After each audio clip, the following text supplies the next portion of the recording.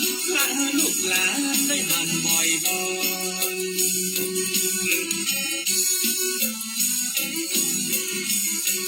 ลูกขาดพ่อมันต่อหังแฟนลูกขาดแม่เหมือนแตนหังหอยลูกอะไรหาน้ำตาคอย12เป่งมาคอยจะได้ดาตกแต่งดาพื้นมุรีบักเมียงสะเตียงอาหารเสื้อผ้าแพรพันงามงามใหม่ใหม่พ่อแม่มาตายบ่ได้สั่งได้ลาสุภาพเวทนาบ่ได้เดือดร้อน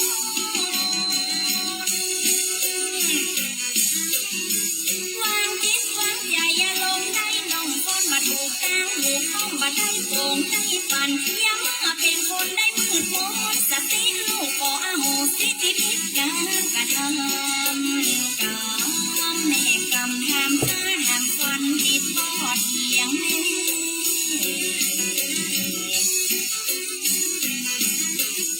พอสิ่งศักดิ์สิทธิ์อยู่หัวให้แสบพอได้ทุนนะวิญญาณเต้เล่พอได้จำนำวิญญาณพ่อแม่มาแวะหับหัวตาของลูกสักกรรมลูกขอไว้วอนอย่าโยงมีบานเปิดประตูหนทางเอาวิญญาณมาส่งอยู่ลงมาไม้ที่มีเอาพรจึงหยิบนั่งจรห้องดังเศร้าซึ้งครับหากได้ยินก่อนเสียงวอนลูกเราขอพ่อแม่เจ้าปิดคืนกับหลังขอเชิญวิญญาณของแม่และพ่อต้อนรับมาพ่อของทีมของป้าอยู่ไกลอยู่ไกลจุ่มในพิกมาหมื่นว่าแสนว่าพอฟ้าลาแหลงครับกรุงไทยครับ54093ตัวแล้วก็6ครับครับเราทวนนะครับ54000599996ครับทิปใช่ครับครับทิปตัวนะครับน้องครับครับครับ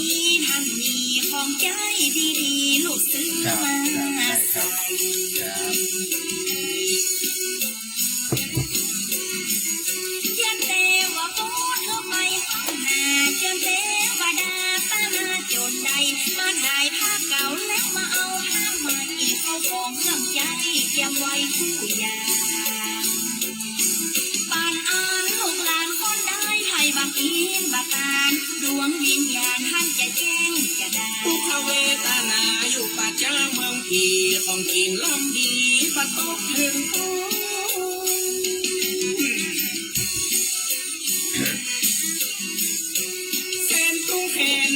เห็นลำร้องให้ห้อง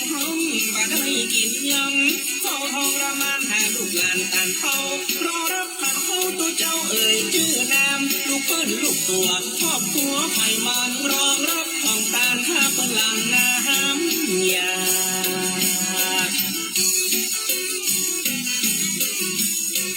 ลูกไผ่ลูกไปอยู่นายเต้าผัวบ่เหลือยังแกได้ตัดขาดพ่อแม่ตกทุกข์ระกำลำบากใส่หิวยากมาได้กินกับเปิ้นมองเป็นเพศเป็นผีซ้ำบ่มีชื่อตัวนางน้ำตาญัวคนให้หัวเข้าใส่ผู้สนหมดมูลที่ลูกได้ทำขอเป็นสะเปาคำนำข้ามเนนา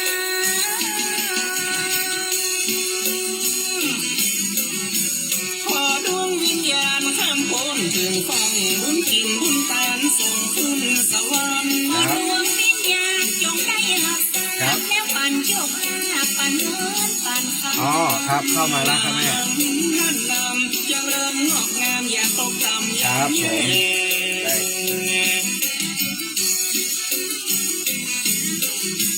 เดือน12เป็นวันปล่อยผีสื่อประเพณีมีมาเก่า พระคุณสุขแค่ยังตึงบัดเต้า รับ บุญนี้ขอทุกท่านสุขสวัสดียันทิพันนีขอจบเก้าอี้ก่อน ก็เลี้ยงอย่างก็ครับก็เลี้ยงปัญญาโสครับใช่ครับ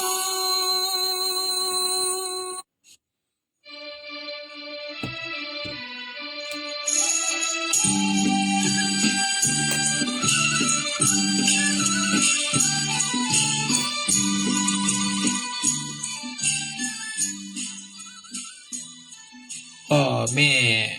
ก็แก่เท่าจำจากเจ้าอยู่ไม่นาน จะพบจะพ้องผ่านเพียงเสี้ยววันของคืนวัน ใจจริงบ่อยากจากเพราะยังอยากเห็นลูกหลาน แต่ชีพมิทนทานย่อมร้าวรานสลายไป ขอเถิดถ้าสงสารอย่ากล่าวขานให้ช้ำใจ คนแก่ชะราวัยพิษเผอไผเป็นแน่นอน บารักก็บอกว่าเพียงเมตตาช่วยอาทรฮื้อกินและฮื้อนอนคลายทุกข์ผ่อนพอสุขใจ เมื่อยามเจ้าโกรธบึ้งอย่าฮื้อนึกถึงเมื่อเยาว์วัย ร้องไห้ยามป่วยไข้ได้ไข่เหล้าช่วยปลอบโปรนเฝ้าเลี้ยงจนโตใหญ่แม้เหนื่อยกายก็ยอมทน หวังเพียงฮื้อได้ผลเติบโตจนสง่างาม ขอโทษถ้าทำผิดขอฮื้อคิดทุกยาม ใจแท้มีแต่ความหวังติดตามช่วยอวยชัย ต้นไม้ที่ใกล้ฝั่งมีหรือหวังอยู่นานได้ วันหนึ่งคงล่มไปทิ้งฝั่งไว้ให้วังเวง ขอความสุขสวัสดีจงบังเกิดมีแก่ท่านผู้ฟังแฟนรายการฟังสบายสไตล์วุฒิชาติทางคลื่นสถานีวิทยุท้องถิ่นจังหวัดเชียงใหม่คลื่นพระพุทธศาสนาและจริยธรรม FM 96.0 เมกะเฮิรตซ์อุปถัมภ์โดยมูลนิธิพระบรมธาตุดอยสุเทพมีพระเดชพระคุณหลวงพ่อพระธรรมเสนาบดีเป็นประธานมูลที่คือการอุปถัมภ์รายการทุกรายการทางคลื่น FM 96ขอบพระคุณนะครับท่านผู้อำนวยการคณะกรรมการบริหารเจ้าหน้าที่ควบคุมห้องส่งวัดดอยสุเทพท่านอาจารย์พระมหาประสิทธิ์ประสาธิโกขอบพระคุณท่านพระครูเจ้าวาดวัดหนองกายเจ้าหน้าที่ควบคุมห้องส่งวัดหนองกายทั้งคฤหัสถ์และบรรพชิตก็เชื่อมสัญญาณวันจันทร์ถึงวันศุกร์ 11 โมงถึงเที่ยงกับรายการฟังสบายสไตล์วุฒิชาติขอบคุณครับคุณสมบัติบอกว่ารับลิงก์แล้วครับผมขอบพระคุณนะครับสาธุนะอนุโมทนาขอบคุณคุณปุญญนุชพันชัยไม่ส้มก่อนแสงพระมหาจันทร์นะคุณป้าแก้วนะคุณสมบัติเนาะเข้ามาติดตามทางคลื่นสถานีวิทยุของเฮาทาง Facebook ของเฮาก็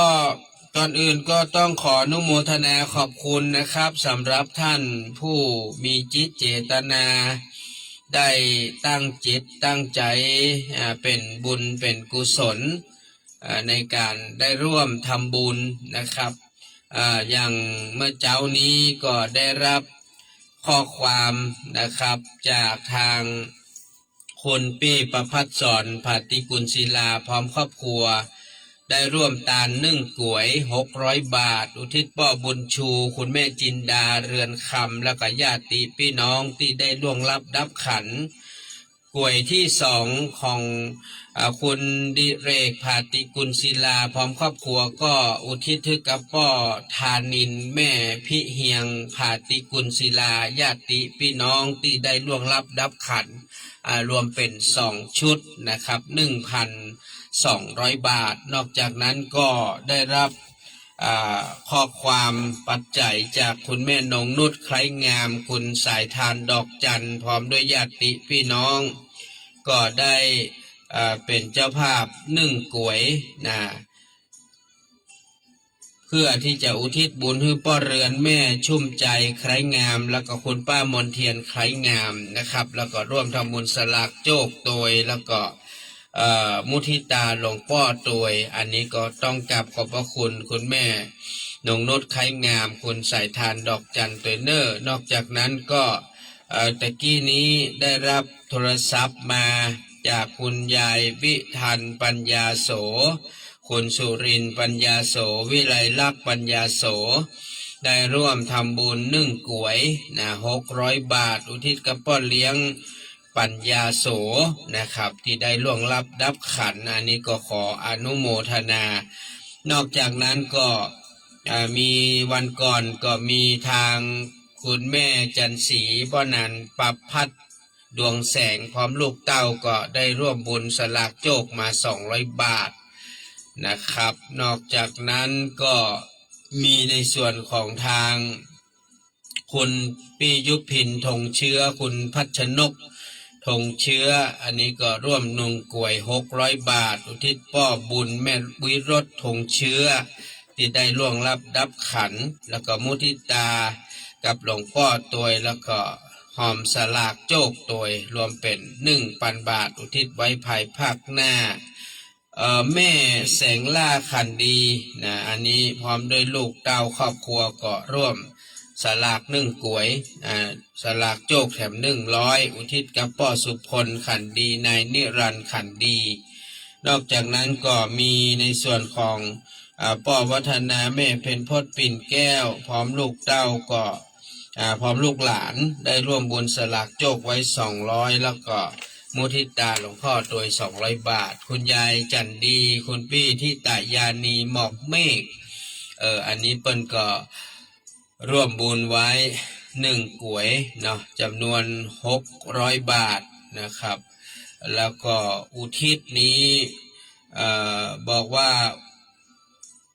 อุ้ยแก้วเมืองมิ่งเนาะอุ้ยแก้วเมืองมิ่งแล้วก็อุ้ยตามอยอุ้ยมาอุ้ยผันหมอกเมฆอุ้ยใจอุ้ยนาเพชรตาทนสาธุนะครับก็อันนี้ก็จะได้จดอะไรหมายเอาไว้คุณปี้สิริกรจันทรศิริน้องนลินน้องตะวันพจนานี่ก็หอมในส่วนของก๋วยนะครอบครัว1 ก๋วยนะโจกสลากโจก200มุทิตา200น้ำไฟเดือนกันยาตุลา100แม่เรือนแก้วเลิศล่าอันนี้ก็ร่วมบุญสลากโจก200มุทิตาหลวงพ่อ100แม่บุญยิ่งแสนวงอันนี้ก็ร่วมบุญสลากโจกมา200พี่สุนีกองบุญพร้อมด้วยลูกหลานก็หอมสลากโจก100มุทิตา100นะครับอันนี้ก็ขออนุโมทนานะครับแม่สีไพฟองแก้วอันนี้ก็หอมสลากโจก100นอกจากนั้นก็ที่ได้แจ้งความประสงค์ไว้คุณแม่ขันคำอันนี้ก็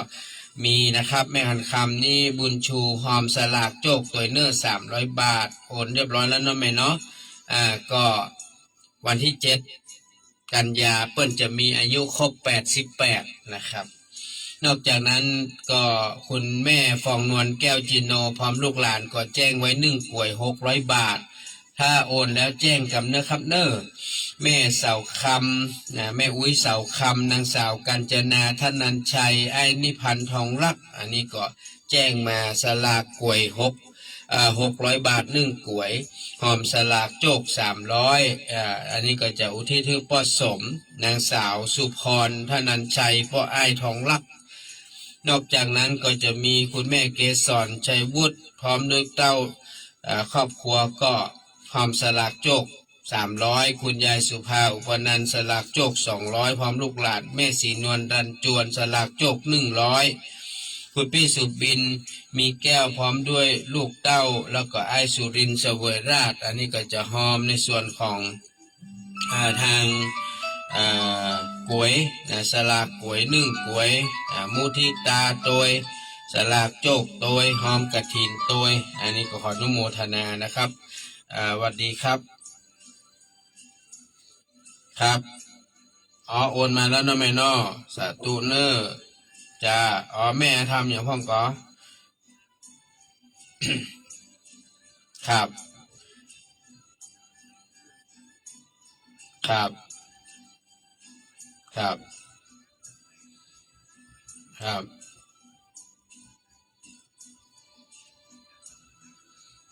อ๋อขอบคุณครับแม่ครับแม่ขอบคุณครับวันที่7เนี่ยเนาะสาธุวันที่7รถออก8 โมงจากวัดอินทขินเนอะครับแม่ครับสาธุครับขอบคุณนะครับคุณแม่ฟองนวลแก้วจีโนพร้อมลูกหลานบอกว่าเดี๋ยวได้โอนเงินมาให้แล้วเนอะ1,000 บาทก็ร่วมทำบุญ1 กล้วย600นะโจก100มุทิตา100น้ำไฟ100 บาทแล้วก็หอมการลดตัว100จะไปตัวเนอนะสาธุเนอขอบคุณนะครับขอบคุณไอ้นิพันธ์ทองรักเด้อเข้ามาติดตามเพื่อกำลังใจวันนี้จะอู้เรื่องของสว สวแปลว่าผู้สูงวัยคำว่าสวสูงวัยนี้เอาตั้งแต่ท่านที่มีอายุ60 ปีขึ้นไปเนอะปล่อยแม่เนอะ60 ปีขึ้นไปเฮาว่าสวหรือว่าผู้สูงวัยวันนี้อาจจะอู้เรื่องผู้สูงวัยนี้เพราะอย่างเพราะว่าเดี๋ยวนี้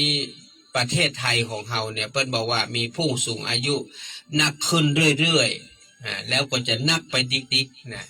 คนที่เกิดใหม่ก็มีมานักแต่คนที่เข้าสู่วัยผู้สูงอายุหรือ60 ปีขึ้นไปเนี่ยจะนักขึ้นเรื่อยๆเปิ้นจึงมีความคิดที่อยากจะขยับขยายการเกษียณอายุราชการน่ะตะกอนน่ะเคยได้ยินก่อนที่เปิ้นว่าเป็นไปได้ไหมที่จะมีการเกษียณอายุตอนประมาณสัก65นะเพราะว่าคนเดี๋ยวนี้60นี่ก็ยังดูบ่แก่บ่เฒ่าด้วยนะ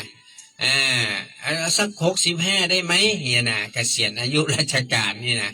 แต่ถ้าถามคนที่เปิ้นทำงานนี่เปิ้นก็คงบ่อยากจะอยู่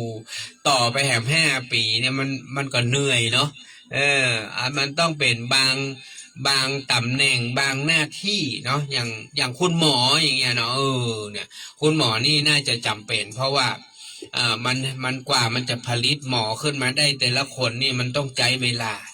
ยิ่งหมอที่มีอายุหมอที่เปิ้นเก่งมีความชำนิชำนาญอย่างเงี้ยนะมันก็น่าจะอยู่ใน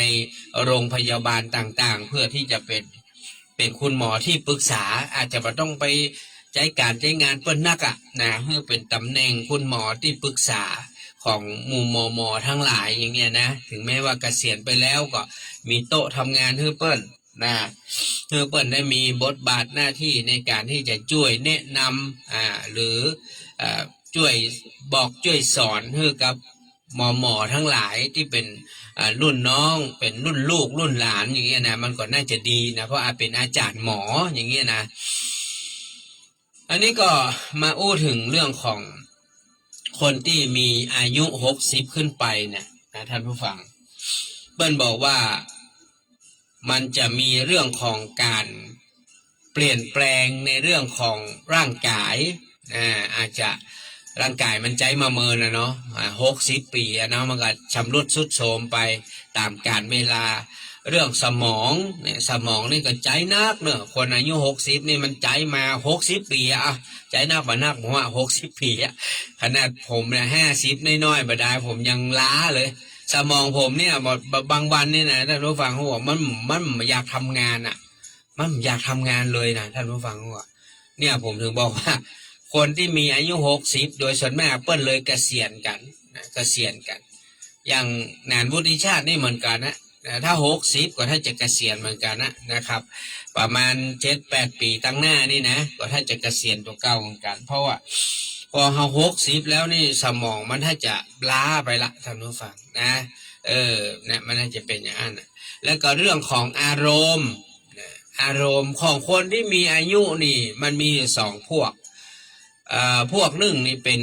คนที่แบบว่าโอ้ยอยากปลดปล่อยนะอยากปลดปล่อยอยากเที่ยวอยากกินอยากแอวอันนี้ประเภทหนึ่งที่อาจจะเก็บกดสะสมมาเมินเนี่ยการทำงานภาระหน้าที่ไปไหนบ่ได้กินบ่ได้แอวบ่ได้บางทีอยู่ในตำแหน่งหน้าที่เป็นครูบาอาจารย์นี่เนาะโอ้ยจะไปมากินเหล้าเมายาให้แอวมันได้นะ รอเกษียณก่อนเนี่ยแล้วก็ค่อยกินค่อยแอวไปอีเนาะแล้วมันมีแหมประเภทหนึ่งประเภทที่ชอบอยู่กับตัวเก่าไม่ชอบอยู่กับสังคมความวุ่นวายมันเบื่อโอ้ยอยู่กับการกับงานอยู่กับหมู่คนมากมายอยากจะอยู่แบบส่วนตัวอยากจะอยู่แบบเงียบคนเดียวอย่างเงี้ยไม่อยากเข้าสังคมไม่อยากวุ่นวายกับไผนี่มันจะมีแหมประเภทนี้นะฮะเนี่ยสองประเภทหลักๆแล้วมันจะมีแหมประเภทหนึ่งก็คือได้หมดถ้าสดชื่นหมายความว่ากินแอลได้อยู่คนเดียวก็ได้อันนี้ก็มีประเภทแบบเกิงกลางๆนี่นะภาษากำเมืองเขาว่าเกิงกลางหางแม่นี่นะประเภทนี้ก็มีดังนั้นเมื่อมันมีการปรับเปลี่ยนเรื่องร่างกายเรื่องสมองเรื่องสังคมจะเกิดขึ้นสำหรับผู้ที่มีอายุ60 ปีขึ้นไปนะการเปลี่ยนแปลงของผู้สูงวัยทั้งหลายเนี่ยมันเรื่องของร่างกายมันก็อาจจะอ่อนแอเชื่องช้านะหรืออาจจะปรับตัวเพื่อเข้ากับดินฟ้าอากาศได้ยากร้อนไปหนาวไปอย่างเงี้ยแดดล้ำไปฝนตกนักล้ำไปหนาวล้ำไปอาจจะเกิดการเจ็บไข้ได้ป่วยได้ง่ายเพราะภูมิคุ้มกันในร่างกายมันเริ่มลดลงเรื่องสมองอาจจะหลงลืมความจำบดีเนี่ยอย่างประมาณนี้แหละแล้วก็เรื่องของอารมณ์อารมณ์นี่ก็อาจจะเป็นอารมณ์คงที่พ่องอ่อนไหวง่ายเอาใจตัวเก่าโคตรง่ายขี้จม บางรายก็ใจดีนะขึ้นกับสภาวะเศรษฐกิจในครอบครัวเช่นถ้าครอบครัวบ่มีหนี้บ่มีสินอย่างนะอันนี้ก็สบายแต่ถ้า60ไปแล้วโหนี่ยังบ่หมดนี่ยังบ่เสี่ยงนี่นะโอ้มันเหนื่อยท่านผู้ฟังก็จะเครียดอาจจะมีปัญหาเรื่องอารมณ์ที่อาจจะขึ้นลงบ่แน่บ่นอนเป็นไปตามสภาวะเศรษฐกิจการเปลี่ยนแปลงทางสังคมนี่เปิ้นบอกว่าคนที่อายุ60ขึ้นไปเนี่ยส่วนมากแล้วจะ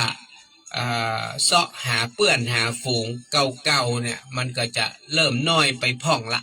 นะเพื่อนฝูงนี่นะที่ยังคงหลงเหลือชีวิตอยู่นี่นะอาจจะสมัยน้อยๆอาจจะมีเพื่อนเป็น10เป็น20อีเนาะสมมุติว่าที่สนิทชิดเชื่อนี่พอแก่เท่ามามึงก็ไปกูก็ไปบางคนก็ไปไหนบ่ได้อีเนาะล้มหมอนนอนเสื่อบางคนก็พิการบางคนก็ล้มหายตายจากอันเนี้ยมันก็จะลดน้อยถอยลงไปฉะนั้นส่วนมากคนที่มีอายุก็จะฝากชีวิตไว้กับวัดกับวา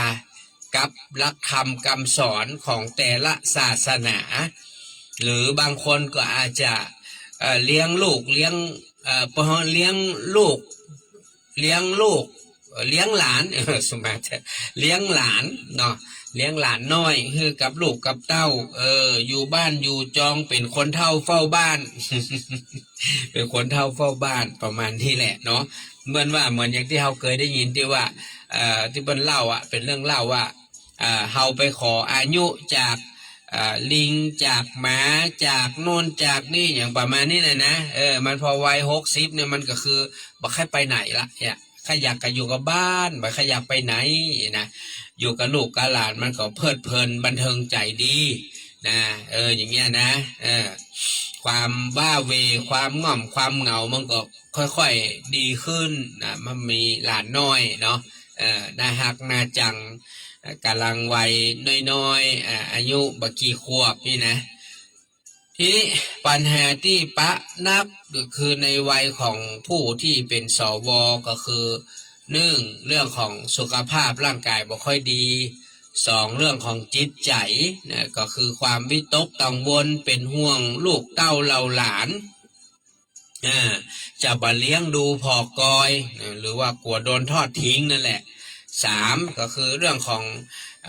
การที่ออกจากงานมาแล้วก็บ่ได้มีการงานอื่นรองรับทำให้รู้สึกว่าตัวเก่านี้ไร้ค่านะบ่มีค่า มามีทรัพย์บ่มีสีประมาณนี้แหละสี่การอาจจะต้องสูญเสียคู่รักคู่ครองแน่เห็นไหมมันมีหรอบางคนเนี่ยเพื่อถึง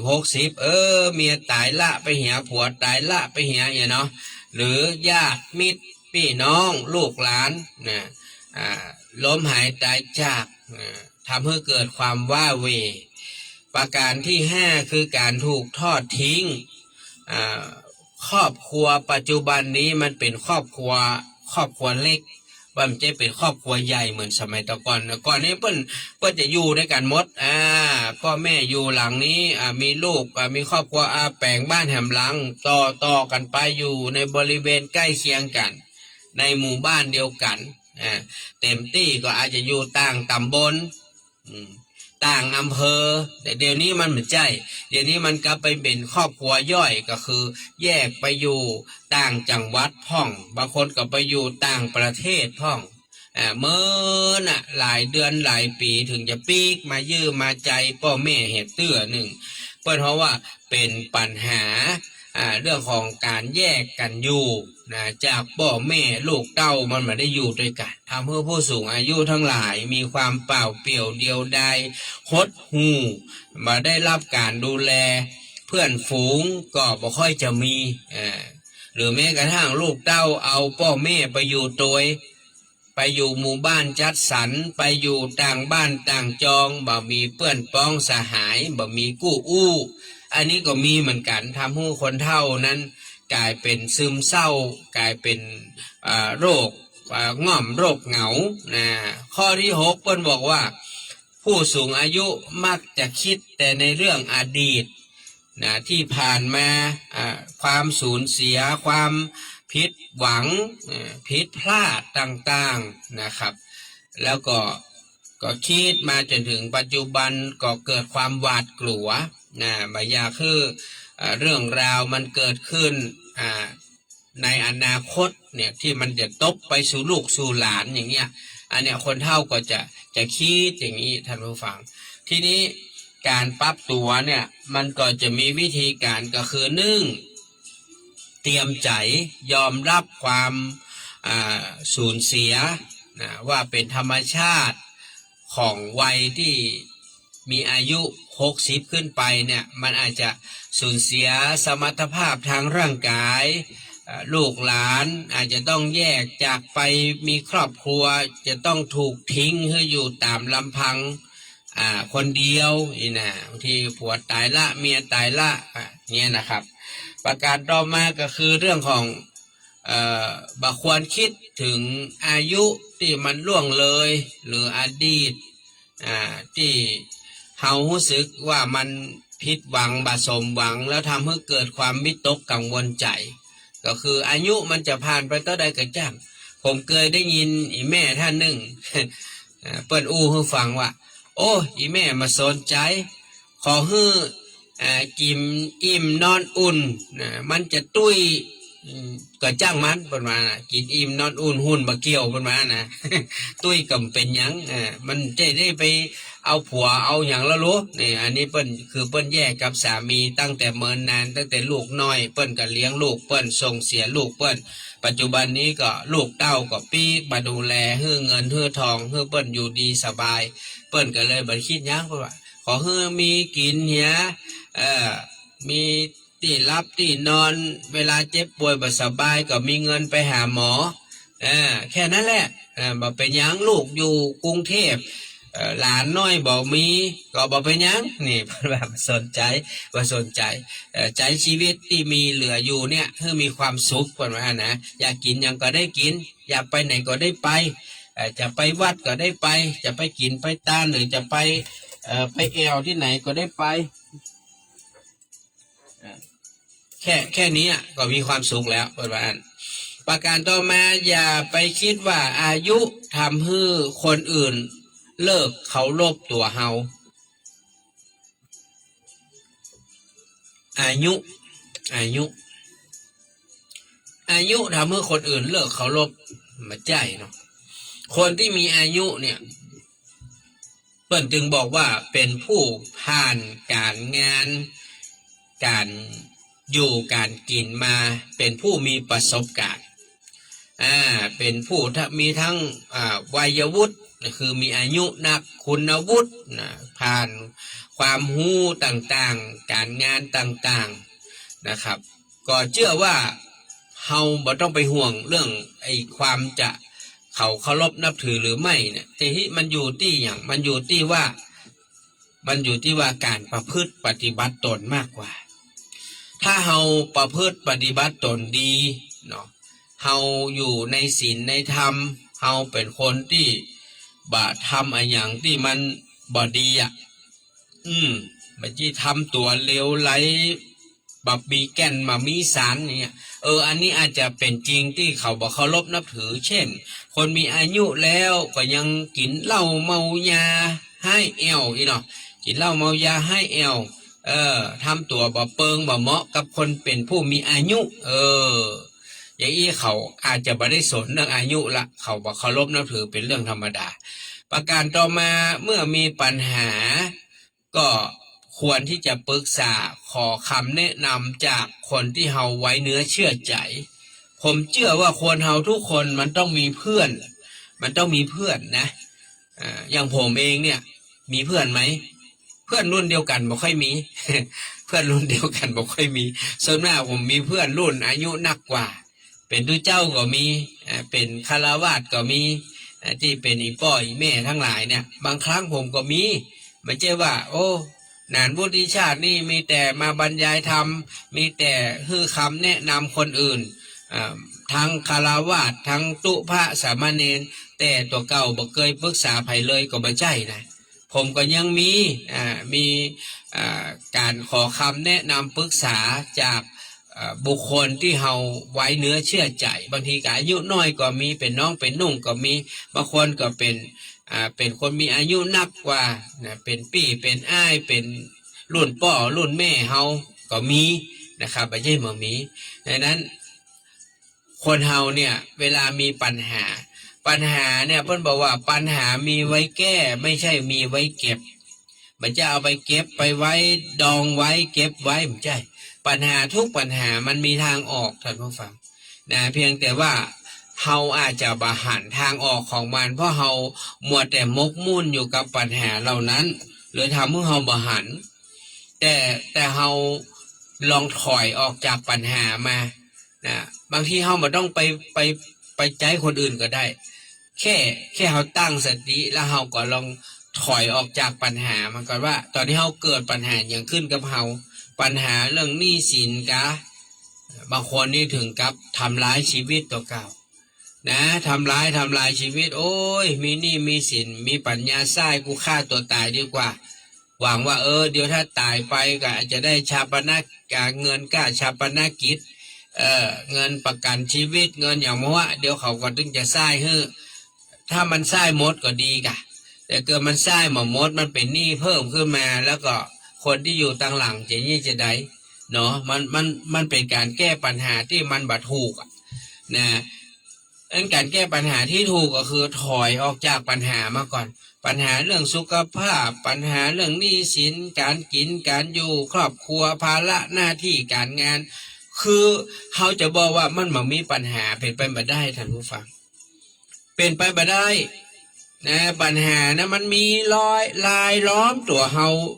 เต็มไปหมดแหละแล้วแต่ว่าปัญหานั้นมันจะนักปัญหามันจะเบา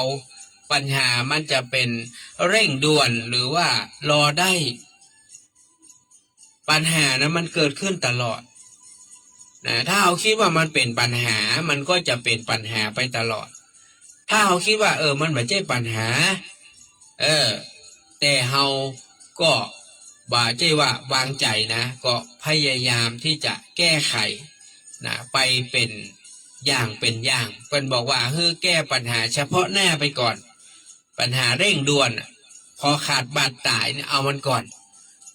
ยกตัวอย่างเช่นเฮาเจ็บป่วยบ่สบายปัญหาเร่งด่วนคืออย่างไม่ใช่ว่าเฮาป่วยเฮาบ่สบายเฮาจะตั้งที่ไหนไปส่งหนี้ธนาคารเอาเงินที่ไหนไปส่งการรถการรางการโน่นการนี่ปัญหาคือพอป่วยปุ๊บ ต้องปาตัวเก่าไปหงยาก่อนนะเอาตัวเก่าไปหาหมอก่อนไปให้หมอตรวจหมอดูก่อนว่าตัวเก่าเป็นอะไรหยังเป็นโรคนักโรคเบาโรคน้อยโรคใหญ่ก็ไปตรวจก่อน ตรวจแล้วหมอวินิจฉัยแล้วรักษาแล้วให้ยุกให้ยาแล้วเอาตัวเก่าให้รอดก่อนไอ้เรื่องอื่นนะเดี๋ยวมันก็ค่อยๆคิดไปนะท่านผู้ฟังบ่ควรที่จะไปจริงจังกับชีวิตที่มันมากนักเพื่อเดินทางสายกลางมัชฌิมาปฏิปทาคนเฮาเนี่ยท่านผู้ฟังเหมือนอย่างพระพุทธเจ้าดีดพิน3 สายติ้งติ้งติ้งติ้งแล้วมันก็ปุดเข่งล้ำไปตึงตึงตึงตึงตึงตึงตึงตึงมันญาณก็บดีตึงตึงตึงตึงตึงตึงตึงตึงตึงไปสายกลางให้หน่อยเนาะเอาหมอกพอดีใช้ชีวิตอย่าไปจริงจังกับมันนักเรื่องลูกเรื่องเต้าเรื่องผัวเมียครอบครัวเรื่องยังกันแล้วแต่คือใจชีวิตที่มันแบบสบายอย่าไปซีเรียสอย่าไปเครียดกับมันนักโหมนี่นะโอ้ถ้าผมเป็นคนที่ข้ามเครียดกับชีวิตนี่นะผมถ้าอยากตายทั้งเมืองแล้วท่านผู้ฟังเพราะชีวิตผมนี่ไม่ใช่ว่ามันมีเรื่องเครียดนะเยอะแยะเรื่องเครียดเนี่ยเรื่องส่วนตัวก็มีเรื่องนี้เรื่องสินเรื่องกินเรื่องอยู่เรื่องทุกอย่างถ้าเราคิดเป็นความเครียดมันโอ้ตายท่านผู้ฟังในญาติธรรมเปิดมาปรึกษาหารือบ่เว้นแม้แต่ตุพระสามเณรเปิดก็มาปรึกษาเฮานะเขาก็ตายกันเนาะมันเหมือนสมัยตะก่อนเปิ้นอุปมาพระมีไว้ทำไมตะก่อนนี่ถามเนี่ยทหารมีไว้ทำไมอันก็พอเปิ้นมีลบกันภัยไปลบทหารน่ะไปลบนะเนาะเดี๋ยวนี้ถามพระมีไว้ทำไมประเดี๋ยวนี้ถามว่าพระมีไว้ทำไมเนี่ยถล่มพระกันนะพระวัดนั้นวัดนี้โดนถล่มโดนโจมตีพระดีๆนี่จะบ่มีที่อยู่แล้วตอนนี้จะได้หนีเข้าป่าเข้าดงแล้วท่านผู้ฟังบางตนบางองค์นะทางอีสานนะท่านผู้ฟังหัวลาออกจากตำแหน่งเจ้าคณะอำเภอเจ้าคณะตำบลบางองค์ลาออกจากตำแหน่งเจ้าอาวาสเพราะอย่างว่าเพราะมันมีเจ้าบ้านเนี่ยล่ะไปชกไปแส่เปิ้นจะเอากฎหมายนั่นกฎหมายนี่ไปบีบบังคับเปิ้นก็บ่ม่วนกะเปิ้นไปบวชเปิ้นสละตัวไปอยู่วัดอยู่วาเพื่อที่จะไปศึกษาธรรมการโน่นงานนี่ก็ไปใส่หัวเปิ้นนะเปิ้นสร้างโน่นทำนี่รับตำแหน่งโน่นนี่นั่นก็ไปตุกเนี่ยแล้วบัดเดี๋ยวนี้เดี๋ยวก็จะจับตรงนั้นจะเอาความผิดตรงนี้เอาไปมาพระก็จะค่อยไปกับติ๊กแล้วบัดเดี๋ยวนี้ไปไหนแค่อยากหนีเข้าป่าเข้าดงถ้ามาก็ซึกขาลาเพศแถมน้อยวัดแต่ละวัดจะมีตู้เจ้าเฝ้าแล้วเนอะบอกคือน่ะไปเต็กนะไปบีบคั้นเปิ้นนักๆเตอะแถมน้อยน่ะศรัทธาเนี่ยจะได้พัดเวรกันไปเฝ้าวัดนะแล้วเวลาจะกินจะตานอย่างไรเดือนจีปีใหม่วันสำคัญจะได้ไปเสาะตู้เจ้าที่ไหนมาปั่นปอนมาฮับกินฮับตานเดี๋ยวแหมน้อยเตอะเดี๋ยวแหมน้อยใครจะเขป้ออาจารย์ป้อนานวัดนั่นน่ะปิกไปบวชใหม่ เป็กป้อนานนั่นแหละนะป้ออาจารย์วัดนั่นน่ะไปฮับกินฮับตานป้ออานานป้ออาจารย์ลาลูกลาเมียเลยเนอะไปอยู่วัดเลยไปเฝ้าวัดเลยเนี่ยคนเฮาทุกวันเนี่ยท่านผู้ฟังจริงจังกับชีวิตนักจะเอาเป็นเอาตายโน่นนี่นั่นที่จริงแล้วทุกอย่างสรรพสิ่งในโลกนี้ถ้าเฮาอู้ตามความเป็นจริงเกิดขึ้นตั้งอยู่ดับไปมามีใครเป็นเจ้าเข้าเจ้าของนะแล้วก็บอกมีใครที่จะไปบังคับบัญชาทุกสิ่งทุกอย่างให้เป็นไปตามที่เฮาปรารถนาได้แม้ในตัวเฮาเองเนี่ยเฮายังบังคับตัวเก่าบ่ได้เลยบังคับมาให้คิดได้ไหมไม่ได้บังคับมาให้มันกินมันนอนมาให้มันแก่มันเฒ่ามาให้มันเจ็บมันป่วยมาให้มันตายได้ไหม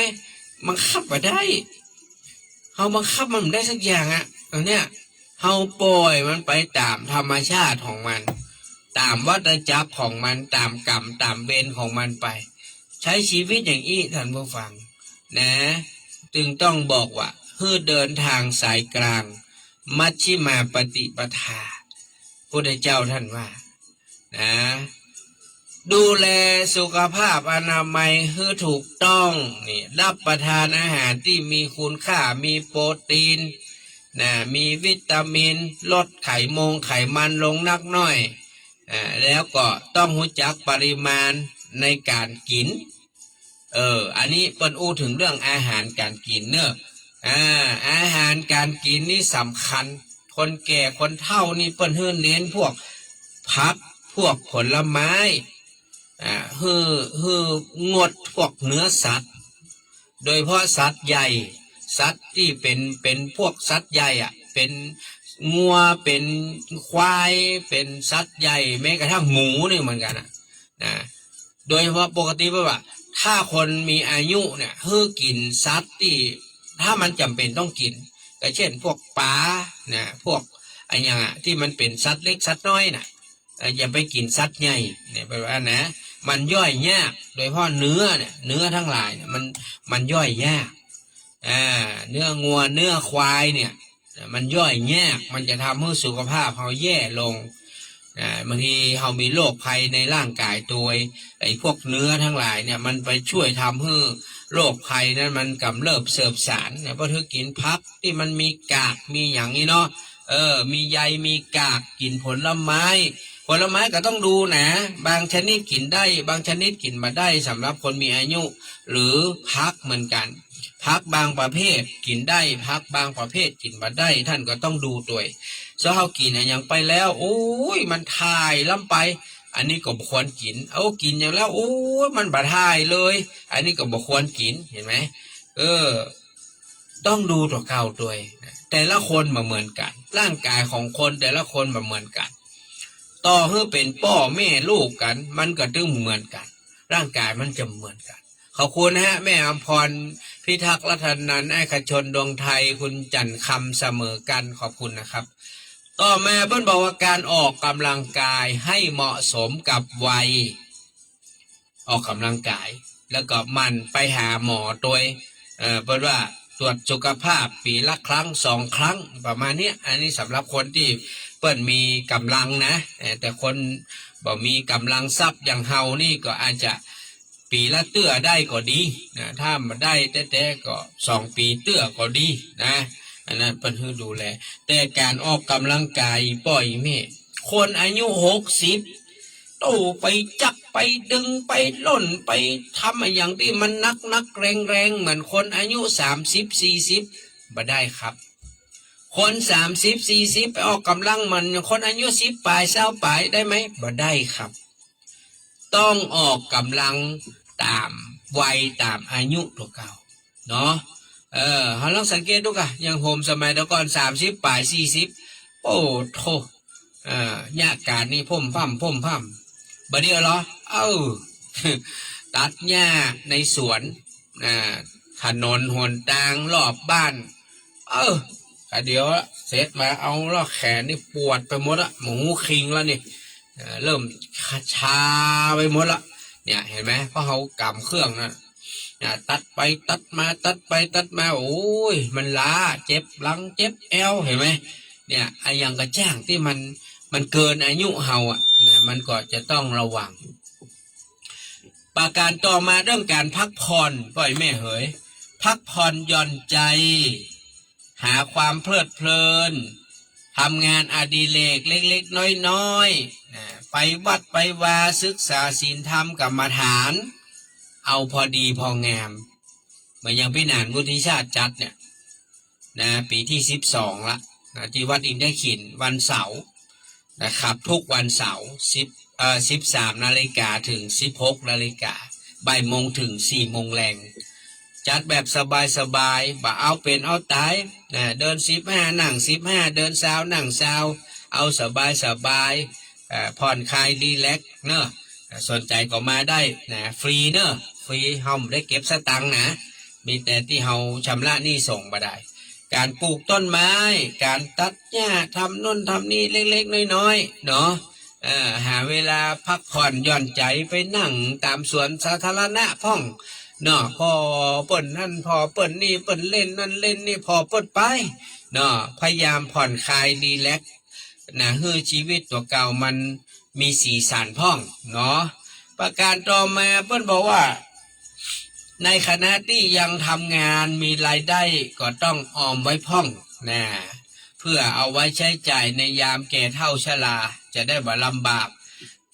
แล้วก็พยายามที่จะได้เปิ้งตัวเก่าให้นักที่สุดหมายความว่าคือเฮาเก็บหอมๆเห็นน้อยเนาะแต่ส่วนมากผมค่อยได้เก็บแต่มีแต่หนี้แต่สินเอาอย่างผ่อนนั่นผ่อนนี่ไปโอ้กว่าจะป้นนี่ก็60ละจะมีเงินที่ไหนไปเก็บไปหอมนี่แก่เท่ามาเปิดว่าต้องเปิ้งตัวเก่าให้ได้นักที่สุดอย่าไปคิดหวังเปิ้งลูกเปิ้งหลานเนาะอันนี้เป็นว่าอันนะว่าใดครับครับครับ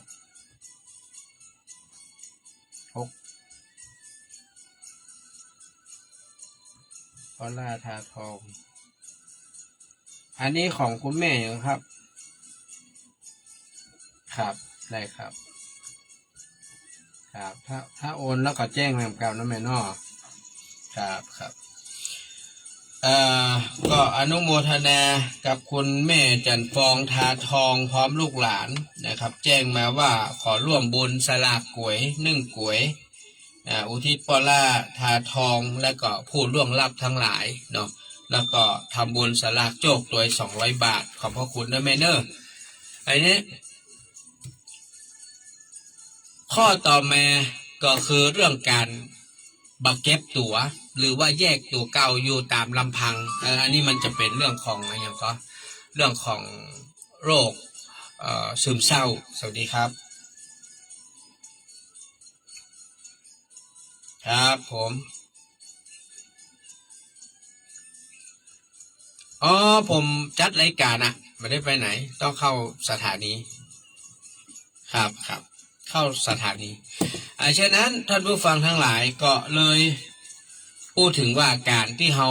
บักเก็บตัวหรือแยกตัวออกไปอยู่คนเดียวนักลำไปบางทีมันอาจจะว่าจะได้ถ้าบางคนมีลูกมีหลานนะก็บ่ควรเก็บตัวขนาดนั้นแต่ถ้าบางคนที่เปิ้นบ่มีลูกบ่มีหลานบ่มีไผอยู่ดูแลอันนั้นมันเป็นเรื่องธรรมชาติเพราะว่าเป็นภาวะจำยอมภาวะจำยอมกับหมายความว่าเนาะมันก็ต้องเป็นไปอย่างนั้นแหละนะเพราะว่าเฮาบ่มีไผนะเฮาบ่มีไผอันนี้ก็เป็นเรื่องที่ต้องยอมเนาะแต่ถ้าคนที่มีลูกมีหลานมีคนดูแลก็พยายามอย่าไปอยู่คนเดียวนะพยายามอยู่กับหมู่กับจุมเนาะข้อต่อมาการร่วมวงสนทนากับเพื่อนๆที่มีอายุรุ่นราวคราวเดียวก็ดีรุ่นอ่อนกว่าแก่กว่านะก็ดีนะมันเป็นการที่ทำให้เราได้ปรับตัวเก่าได้เห็นอย่างที่อาจจะแตกต่างจากที่เราเคยหูมาเช่นเราอู้กับคนที่มีอายุน้อยกว่าเขาก็จะเห็นอย่างพัฒนาการหลายๆอย่างที่เขาอาจจะบ่ฮู้เนี่ยนะ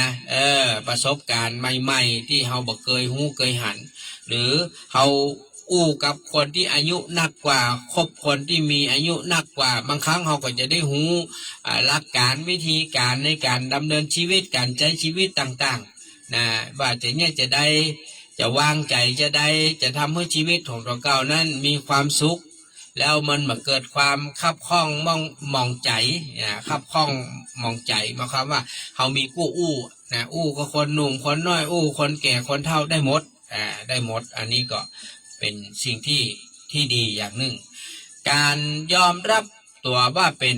ผู้มีอายุแล้วก็ต้องประพฤติตนให้ถูกต้องตามกาลเทศะและความเหมาะสมกับอายุอันนี้ก็อย่างที่พี่นานอู้ไปว่าคนเปิ้นจะเชื่อถือหรือเคารพเฮาหรือไม่มันอยู่ที่การประพฤติตนการวางตัวของเฮานะครับดีครับ ครับสาธุครับแม่ ครับขอบคุณครับขอบคุณนะครับ แม่จันฟองทาทองพร้อมลูกหลานเนาะได้โอนเงินมาเป็นที่เรียบร้อยละอันนั้นมาต่อเรื่องของการยอมรับเนาะก็เนี่ยอย่างที่ว่านะถ้าเรายอมรับตัวเก่าว่าเรามีอายุนักละเด้อเราควรจะประพฤติปฏิบัติตนจะได้เราก็ฮู้ตัวเก่าละมันต้องไผฮื้อไผมาบอกมาสอนเรานะครับต่อมาเปิ้นว่าบ่ทำตนเพื่อเป็นคนที่ทำให้ลูกหลานรำคาญหรือเบื่อหน่าย ข้อนี้จะว่าไปก็มันยากเนาะคนแก่คนเฒ่าเนี่ยบาดจมบาอู้นี่มันไม่ค่อยมีเด้แม้กระทั่งแค่ผัวเมียที่อยู่ด้วยกันน่ะบางครั้งเนี่ยเราก็ไม่เคยถามเนาะลองถามหน่อยก็ดีเนาะสูอยู่กับข้ามาเมินนานน่ะเป็น10 ปี20 ปี30 ปีเนี่ยถามแต่มีไอ้อย่างที่สูเบื่อข้าพ่องนี่นะ อู้ได้กะอู้ได้กะบะโคดกะบะโคดนี่นะ พอเปิดอู้มายังไม่ได้นับเท่านะอู้มาแค่2-3อย่างอ้าวใจกล้าว่าไปเลยเนี่ยข้าเป็นอย่างอันอีใช่สูนี่มีอคติกับข้า ว่าบะโคดบะเครียด อู้ได้แค่2-3อย่างมาได้ข้อเสียนะแค่เฮาอยู่กับผัวเมียเฮาเนี่ยที่อยู่ด้วยกันนอนด้วยกันมาเนี่ยเป็น10-20 ปีเนี่ยเอาแค่เขาอู้ความจริงเนี่ยนะสิ่งที่เขายอมรับเฮาบ่ได้เนี่ยนะผมว่านี่ก็ถ้าจะนักเหมือนกันนะถ้ามันต้องไปอู้ถึงลูกหลานเนอะลูกหลานทำไมเนี่ยมันมาชอบนะมันมาชอบคนแก่คนเฒ่าที่อู้นักปากนักโจมนักนะเขาบ่ชอบเฮาที่จริงมันเฮาคิดว่ามันเป็นการสอนเนาะเป็นการสอนเป็นการเตือนนะเป็นว่าหรอแต่ที่จริงแล้วเนี่ยสิ่งที่เฮาเคยทำผ่านมาตั้งแต่สมัยเมื่อเขาน้อยๆนะสิ่งเหล่านั้นสำคัญกว่าเยอะนะถ้าเฮาฮื้อคำสอนฮื้อประสบการณ์เขามาตั้งแต่น้อยนะผมเชื่อว่าเฮามันต้องไปอู้นักละตอนเฮาใหญ่ตอนเฮาแก่เฒ่าเนี่ยผมเชื่อว่าเขามีความคิดเป็นของตัวเก่าเขาย่อมหูสิ่งใดควรสิ่งใดบ่ควรผมเชื่ออย่างนั้นนะในทุกวันนี้เหมือนกันลูกอายุ30คนใหญ่คนน้อย24ถามว่าผมกับภรรยานี่ได้บอกได้สอนอย่างลูกพ่องก่อนประเดียวผมแทบจะบ่อู้อย่างเลยผมแทบจะมาต้องบอกต้องสอนอย่างเพิ่นเพื่อเพิ่นใจชีวิตของเพิ่นเองเพื่อเพิ่นไปเห็นทุกสิ่งทุกอย่างด้วยตัวเพิ่นเองใหญ่คนใหญ่เนี่ยมันมีลูกแล้วน้องคานิ้งเนี่ย4 ขวบละพฤศจิกานี่จะเต็ม4 ขวบละเพื่อเพิ่นเห็นด้วยตัวเพิ่นเองว่าเนี่ยมีผัวนี่มันตุกแบบนี้ล้อมีลูกนี่มันตุกแบบนี้ล้อ เขาจะหันทุกอย่างของเขาเองเฮามันต้องไปบอกไปสอนมันละเพราะเฮาบอกมาตั้งแต่น้อยแล้วว่าเฮาเป็นแม่ยิงนะเฮาต้องปฏิบัติตนแบบนี้นะลูกนะวันแน่ถ้าลูกมีผัวมันต้องไปอยู่กับพ่อผัวแม่ผัววันแน่ลูกมีเต้าต้องเลี้ยงลูกต้องดูแลผัวเป็นอย่างที่ตุกนะลำบากนะเฮาต้องทำตัวจะได้เฮาสอนมันมาตั้งแต่น้อยๆล่ะพร้อมเป็นแม่ยิงทำกับข้าวกับน้ำเนี่ยสิ่งที่จะมามัดใจสามีพ่อผัวแม่ผัวการซักผ้าซักครัวการดูแลบ้านจองหอเฮือนเนาะรีดผ้าอย่างที่เขาสอนเขาเนี่ยตอนได้น้อยคือเขาเนี่ยคนเดียวเขาบอกแค่เนี่ยนั่นน่ะเอาไปมามันต้องทำทุกอย่างคนน้อยก็มีครอบครัวแล้วเนี่ยเริ่มเข้าใจความฮักเริ่มเข้าใจความเป็นห่วงของพ่อของแม่พ่อแม่ห่วงกูอย่างอี้ล้อนี่สอนกูอย่างอี้แต่ก่อนให้กูต้องมาสนใจกูต้องมายอมรับเนี่ยพอบัดเดียวเนี่ยพอมีผัวแล้วทีนี้เนี่ยยังทำยังก็พอแน่พอหลังเดี๋ยวมีลูกแถมลูกกวนตัวผัวกวนใจ วุ่น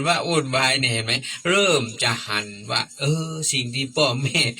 บอกเฮาสอนเฮาตั้งแต่เฮาน้อยๆน่ะคนมีลูกไม่ยิงก็ต้องสอนอย่างหนึ่งนะอย่างผมเนาะผมกับภรรยาเฮามีลูกไม่ยิงเขาก็สอนแบบลูกไม่ยิงนะ ถ้าเรามีลูกพ่อจายมันก็จะต้องสอนแหมอย่างหนึ่งกับแบบลูกพ่อจายนี่มันที่เหมือนกันนะพ่อจายก็สอนอย่างไม่ยิงก็สอนอย่าง แต่ไม่ยิงนี่มันดีอยู่มันสอนง่ายกว่าพ่อจายความคิดของผมเนอะพ่อจายนี่มันจะสอนยากหน่อยเพราะพ่อจายนี่มันจะมีความลึง กับเมื่อว่ามันลึง ลึงนักกว่าไม่ยิงนี่มันบะลึงเต้าพ่อจายนะดังนั้นทุกวันเนี้ยถ้าใครมีลูกพ่อจายแล้วสอนแล้วจนลูกนั้นเป็นคนดิบคนดีได้นะหู้บุญหู้กุลนี่ถือว่าเป็นคุณแม่คุณพ่อที่ผมยกนิ้วให้ผมยอมการนะผมยอมการเพราะผมมีลูกพ่อจายผมว่าลูกพ่อจายเนี่ยมันสอนยากนะการที่มันฮักแม่ฮักป่อหู้บุญหู้คุณเนี่ยมันสอนยากมันอุ้ยยากอ่ะบอกบ่ถูกยังผมเหมือนกันก็ยกนิ้วให้แม่อุ้ยนางนะแม่อุ้ยนางนี่สอนมาดีสอนเฮาดีนะให้เฮาฮู้บุญฮู้คุณให้เฮาดูแลตอบแทนคุณเปิ้นตอนเปิ้นแก่เปิ้นเฒ่าเห็นไหมฮักแม่ดูแลแม่เนี่ยเปิ้นสอนเฮาก็บ่ฮู้ว่ามันซึมซับเข้าไปในสายเลือดเฮาเมื่อใดบ่ฮู้แต่ฮู้แต่ว่าแม่บอกว่าการเป็นลูกโดยพ่อเป็นพ่อจายเนี่ยจะต้องเป็นที่เปิ้งให้พ่อแม่ได้นะเห็นไหมเปิ้นบอกผมนี่นะผมนี่เป็นที่เปิ้งให้แม่ตั้งแต่อายุ7-8 ขวบนึ่งข้าวเนี่ยกินกวาดบ้าน7 เรือนล้างถ้วยล้างจานตักน้ำให้แม่ตักน้ำให้พ่อให้แม่มากินมาอาบนะซักผ้าซักครัวไปให้ไปสวนกับแม่คือทำหน้าที่ความเป็นพ่อจายทั้งนั้นเราเป็นละอ่อนตัวน้อยเดียวนะสมัยพลเป็นละอ่อนนี่ตัวน้อยมากๆครับทุกฟังเป็นรุ่นเพื่อนเดียวกันนี่เปิ้นตัวใหญ่กว่าผมหมดผมนี่ตัวน้อยกว่าเปิ้นนะย่องแย่งยกนั่นแบกนี่นะโอ้ไหวไปไหวมา อย่างแผ่นดินไหวนี่นะหาบน้ำทีนี่ปิวไปปิวมาเอาคู่เอาน้ำบ่ค่อยแปรนะคืนไปบนบ้านก็สูงใบสูงบอด กันมาบ่กันอย่างขึ้นก็อย่าได้หมูเปิ้น มันทันนะความทุกข์เนาะว่าฉะนั้นผมถึงยอมรับว่าไม่ยิงคนไหนป้อใจคนไหนที่สอนลูกป้อใจแล้วมันเป็นคนดีได้นะคนหูศีลหูธรรมคนที่หูกุลหูบุญหูกุลพ่อแม่นี่นะผมถึงว่าเป็นคนที่เก่งมากไปติดเหล้าติดยานะอย่างเงี้ยอย่างผมเนี่ยรอดมาได้เนี่ยมาติดบุหรี่มาติดเหล้าติดยาอย่างเงี้ยมาติดยาบ้าทั้งหลายเนี่ยอันนี้ถือว่าแม่เก่งมากแม่เก่งมากอันนี้เปิ้นตักมาเลี้ยงมายากเจ้าทุกข์ใจ อันนี้เปิ้นเขาว่าเก่งนะเก่งเลี้ยงลูกพ่อใจได้นะรอดปลอดภัยนี่เก่งมากนะครับอันนี้เขาเลี้ยงลูกไม่ยิงเขาว่าง่ายเลี้ยงลูกไม่ยิงนี่ง่ายนะผมบอกซื่อผมมาเลี้ยงง่ายแต่เลี้ยงลูกพ่อใจนี่ผมถึงบอกหัวพ่อเฮาก็บ่เคยเลี้ยงเนาะข้อต่อมานั้นเป็นถึงว่าการบ่นการจมจู้จี้จุกจิกอย่างนี้นะก็เป็นสิ่งที่ลูกหลานมันไม่ค่อยชอบตาน่ะผู้ซื่อๆนะเหมือนเฮาผัวเมียน่ะมึงจมกูจมเนี่ยแหละก็ใกล้เหมือนกันเนาะผัวจมเมียจมผัวยังใกล้เลยขนาดอยู่ด้วยกันมาเป็น10-20 ปี30-40 ปีแล้วลูกมันฟังมันจะมาใกล้ได้เลยเนาะพอมาข้อที่14นี่สุดท้ายละทำจิตใจให้เบิกบานหูจักสร้างอารมณ์ขันบ้าง เวลาพี่แนนบรรยายพี่แนนจะพยายามไข้หัวนะไข้หัวเพื่ออย่างเพื่อทำให้ลดภาวะความตึงเครียด เวลาบรรยายทำนะคือความหูปล่อยแม่เขาเนี่ยบางคนมันเครียดนะนานมันมันได้จะจบสักเตื้อรำคาญเว้ยไข้หัวเห็นน้อยยิ้มเห็นน้อยเนี่ยคนอยู่ไลฟ์สดเนี่ยเขาจะหันอารมณ์ของเขาที่จริงก็บอกอยากให้เครียดอยากให้แบบสบายๆดังนั้นการสร้างอารมณ์ขันการทำให้จิตใจเบิกบานเนี่ยบอกว่าท่านจะอยู่ในตำแหน่งหน้าที่การงานอย่างกันแล้วแต่ถ้าท่านหูจักสร้างอารมณ์ขันให้ตัวเก่าปลดปล่อยตัวเก่าพ่องใบใจอยู่ตามกรอบจนเข่งติ้งบางทีเขาก็ต้องออกนอกกรอบห้องเล่นกับลูกกับหลานเนี่ยบางคนนะอย่าไปว่ามาเปิงก้า เล่นกับลูกกับหลานนะเล่นไปเตอะมันเป็นอย่างอะนะมันจะได้ผ่อนคลายนะความเครียดที่มันสะสมนะอันนี้เป็นสิ่งที่ดีนะเปิ้ลบอกว่าลูกหลานญาติพี่น้องมีส่วนสำคัญในการช่วยเหลือผู้สูงอายุครับคือมีความสุขมีความภาคภูมิใจนะเวลาที่เกิดปัญหาอะไรอย่างขึ้นก็ตามก็พร้อมที่จะเป็นผู้ให้คำปรึกษาเพราะผ่านประสบการณ์มานักการที่เราบอกไปเหยียดหยามท่านการที่เราให้เกียรติท่านดูแลท่านนะอันเนี้ยเทคแคร์ดูแลเอาใจใส่เนี่ยมันก็จะทำให้ท่านนั้นมีความภูมิใจมีความสุขใจที่ว่าเป็นผู้สูงวัยที่มีลูกหลานฮักและดูแลห่วงใยเพื่อความอบอุ่นเหมือนอย่างกับทางรัฐบาลที่เพิ่นประกาศให้วันที่13 เมษายนของทุกปีเป็นวันผู้สูงอายุแห่งชาติเนี่ยก็เป็นการตอบแทนนะผู้ใหญ่ทั้งหลายที่ได้สร้างคุณูปการมากมายให้แก่ลูกหลานเฮานะครับฉะนั้นก็เพื่อความเคารพนะเพื่อความ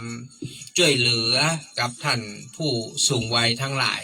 ก็ย่อมเกิดเป็นบุญเป็นกุศลอย่างแน่นอนวันนี้พี่นันบรรยายมาก็หมดเวลานะก็คงต้องนำรายการฟังสบายสไตล์วุฒิชาติจากลายปล่อยเมธท่านผู้ฟังไปก่อนแล้วก็เดี๋ยวจะมีธรรมะในช่วงของรายการคุยธรรมมาฝากทุกท่านขอบคุณแล้วก็อนุโมทนาบุญทุกท่านนะครับที่ได้ร่วมบุญร่วมหอมพี่นานก็คงจะฮับถึงประมาณวันที่1 ที่ 2ขอบคุณนะครับมีน้องพัชรินเปิ้ลบอกว่าวันนี้บรรยายได้ดีเจ้าขออนุโมทนาบุญทางสวัยคุณนรัตน์บอกว่าคุณยายคำปันขอร่วมบุญสลากตัวเนอร์เอาเป็นสลากโจกนะครับเนาะ200นี่ต้องเป็นสลากโจกนะครับไม่ใช่เป็นสลากกล้วยเนอร์ถ้าเป็นกล้วยครอบครัวนี่กล้วยละ600 บาทนะครับดังนั้นก็คงจะเป็นสลากโจกเนาะจะได้ก็เดี๋ยวจะจดออนไลน์มาเอาไว้ให้นะครับวันนี้ล่ำลากันไปก่อนครับสวัสดีครับ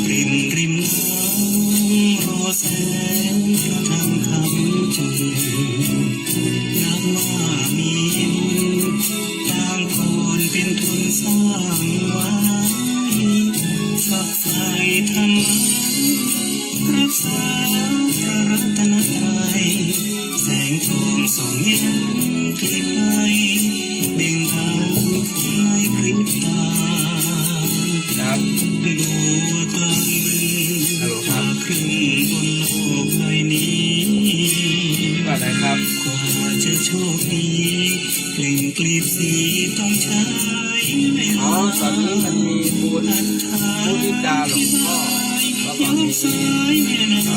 สลากครับสลากโยกแล้วก็สลากหวยครอบครัวครับถ้าสลากหวยนี่จะเป็นครอบครัวของมันประมาณนี้หวยละ600 บาทจะตัว300กับ1,900แล้วก็จะเป็น300เนาะอันนี้ก็เป็นของครอบครัวมันนะครับเราจะคิดชื่อคิดอย่างไปใช้เข้าไปแต่ถ้าเป็นสลากโยกน้องก็ได้ครับแล้วแต่จะร่วมแล้วก็มูลนิธิก็แล้วแต่น้องก็ได้ครับ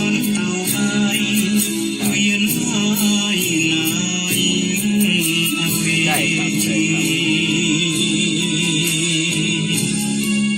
อย่างก็ครับ